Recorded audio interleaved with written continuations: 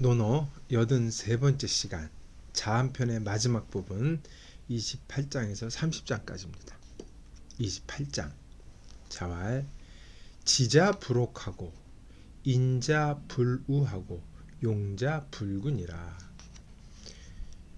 지자는 유혹당하지 않고 속지 않고 뭐 그렇게 되고, 인자는 근심하지 않으며 용감한 사람은 두려워하지 않는다. 뭐 어려운 말이 없습니다. 해석의 여지가 있을 건덕지가 없죠. 다만 여기서 지자는 knowledge, 지식이 많은 사람이 아니고 와이즈맨으로 봐야 될 거예요. 현명한 사람. 뭐 현명한 사람은 어떤 일에 유혹당하거나 흔들릴 일이 없죠. 이제 인자 불우가 조금 해석이 왜 그런가가 좀 설명을 할 필요가 있겠죠. 용감한 사람이 두려워할 일은 없죠. 이건 뭐 우리가 말하는 진짜 육체적으로 용감하기도 하고 정신적으로 용감하기도 하지만 도덕적으로 그렇게 보기도 하죠. 인자는 설명 그렇게 낙천지명. 인자는 낙천력이라는 거죠. 그리고 지명, 명을 안다는 거죠. 하늘이 무슨 일이 벌어져도 하늘의 뜻인지 알고 거기에 대해서 별생 크게 뭐 원망하거나 그런 거 없이 하늘의 뜻 그대로 받아들일 줄 알고, 이 운명인지 알기 때문에 무슨 일이 생겨도 걱정할 필요가 없다는, 그게 인자라는 거죠. 이 28장은 앞에 그 세한연우지 송백지 후조라 그랬잖아요. 그거 같이 이렇게 연결해서 읽으면 지자, 인자, 용자가 어떤 태도인지 금방 알 수 있는 그런 장입니다. 29장입니다. 자왈 가여 공학이어도 미가여 적도하며 가여 적도오도 미가여 립이며 가여 립이어도 미가여 권이니라. 일단 여기서 끊었죠. 함께 더불어 함께 공부할 수는 있어도 함께 도에 나아갈 수는 없으며, 더불어 도에 나아갈 수는 있을지라도 함께 설 수는 없으며, 함께 설 수는 있을지라도 함께 권도를 행할 수는 없을 것이다. 행할 수는 없다. 이렇게 되는 거죠. 여기 여공학에서 이 단계가 이렇게 되는, 공학에서 이제 적도로 도에 나아가는 것이고, 그 다음에 적도에서 립으로, 그 다음에 이제 권 이렇게 나아가는 걸로 이제 해석을 하는 거죠. 이 권도란 말이 여기서 처음으로 나옵니다. 이제 공자가 권도를 언급을 했기 때문에 뒤에 가서 이제 권도가 이제 논쟁거리가 되는데, 여기서 이제 언급을 최초로 한 거죠. 이 권은 경이라는 말하고 상관관계를 지어서 해석할 때에만 의미를 갖는 말이기 때문에 이게 이제 논쟁거리가 되는 게 바로 이 권을 어떻게 할 것이냐라는 일이 벌어져. 그렇죠. 맹자에 가면 이 권도 문제가 벌어지기 때문에 맹자의 권도에 대해서 이제 상세한 설명을 하죠. 남녀가 손을 잡지 않는 것이 원칙이라면 형수가 물에 빠졌을 때 손으로 잡아서 구해주는 것은 권도다. 설명을 이렇게 했어요. 설명 멋지지만 이거 자체가 또 이제 논쟁거리가 되는데, 그래서 경과 권을 딱 상황에 맞게 경을 융통성 있게 발휘한 것 뭐 정도로 해석할 수가 있을 겁니다. 그 정도가 되죠. 뭐 여기서는 공부하는데 파트너가 더불어 같이 할 사람이 있다 그래서 여자가 다 붙어 있잖아요. 여자를 강조해서 읽는 이제 독법이 있고, 근데 같이 공부하더라도 뭐 가여적도나 미가여립이고, 가여립이라도 미가여권이라 그랬듯이 다음 단계까지 같이 공부해서 늘 같이 나가는 건 아니기 때문에 항상 끝까지 도움은 되는 건 아니라는 걸 여기서 알 수가 있죠. 필요하긴 하지만. 근데 역시 마찬가지로 이 일을 제기하는 사람들이 있죠. 왜냐? 가요공학에서 여자가 겹쳐요, 사실.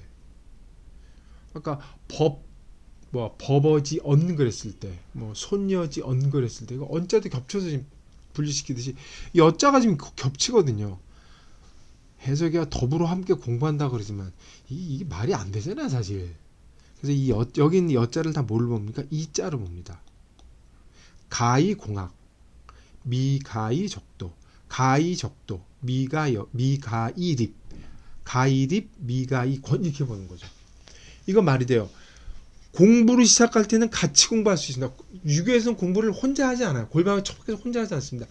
늘 상대와 절차탁마이기 때문에 상대와 같이 있어서 공부를 하긴 하지만 공부를 같이 한다고 해서 도에 늘 도달하는 건 아니에요.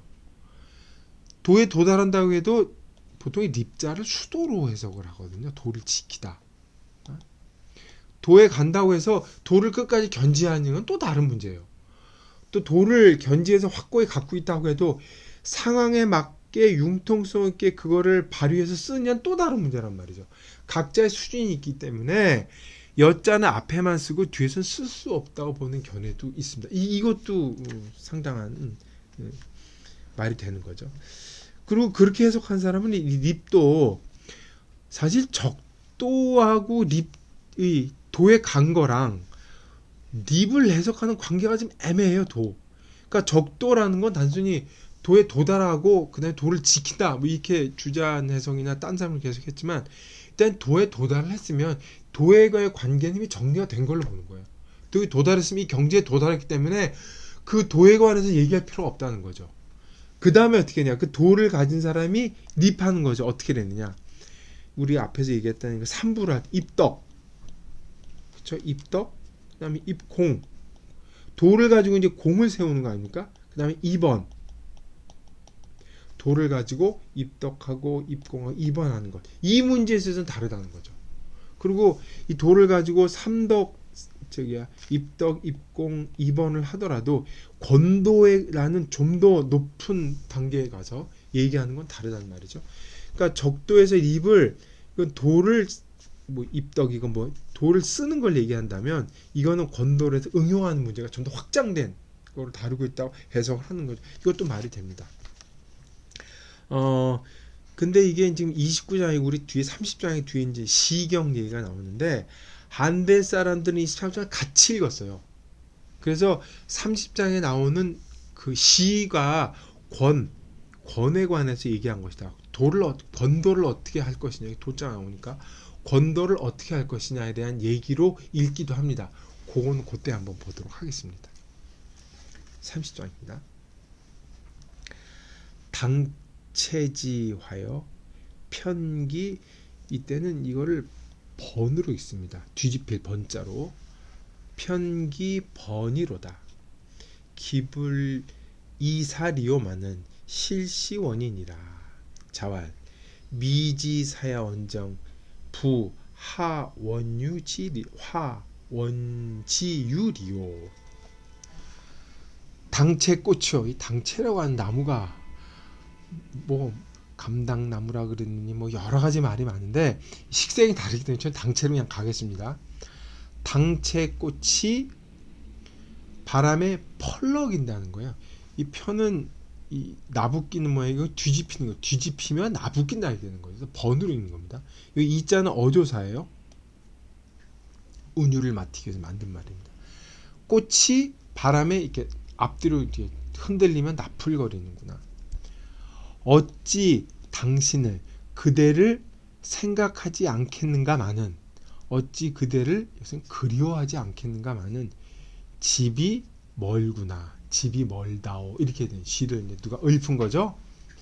공자께서 말씀하시기를 생각을 하지 않는 것이지 그리워하지 않는 것이지 무슨 멀미 있는 것인가, 무슨 멀다는 말을 하는가, 이렇게 되는 거죠.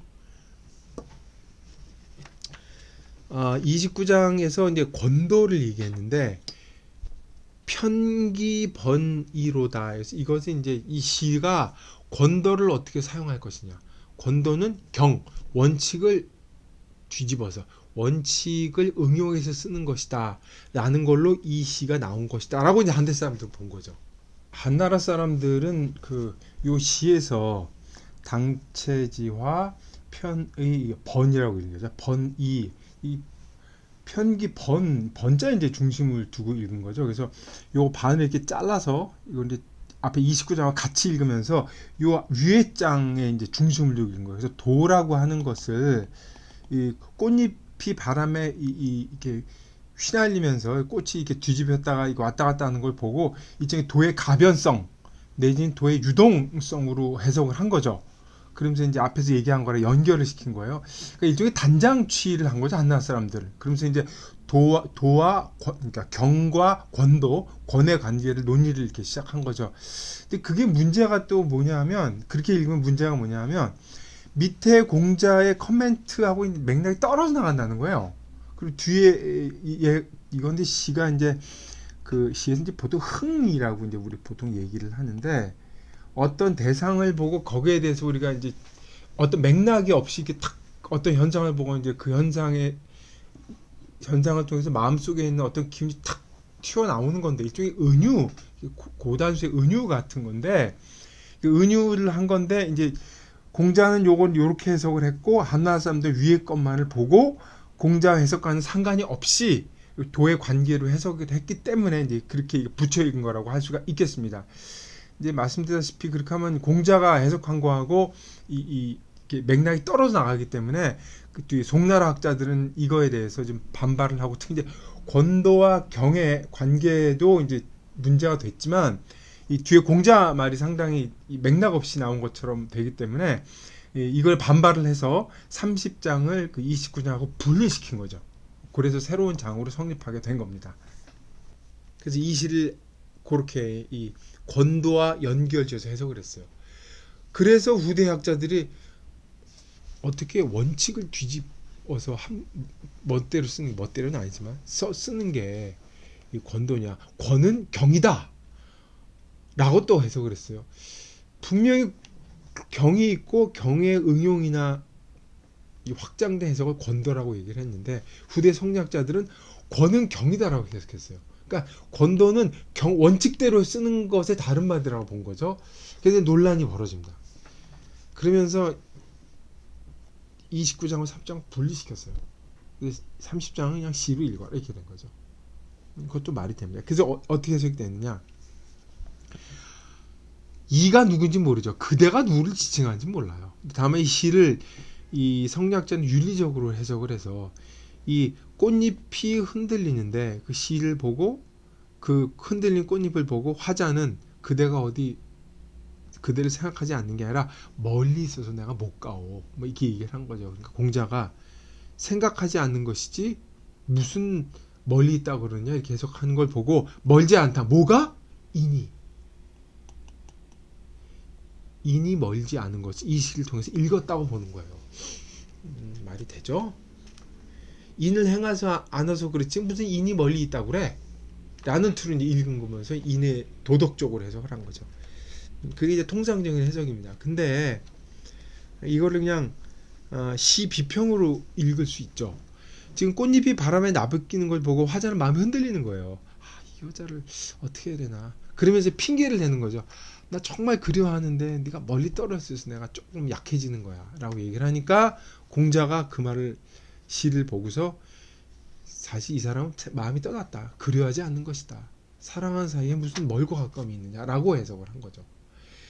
이게 시비평으로 뛰어난 해석을 공자가 보여주고 있어요.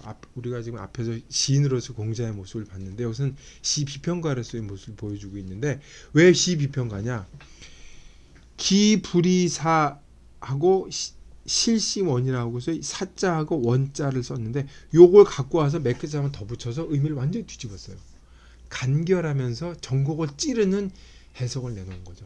이게 공자의 언어 사용이 대단한 거를 엿볼 수 있는 그런 겁니다.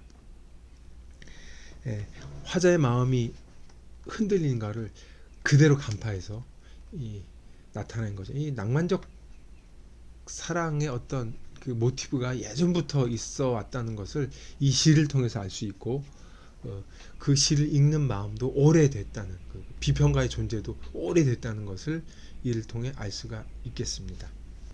이상으로 83번째 논어 강의를 마치겠습니다.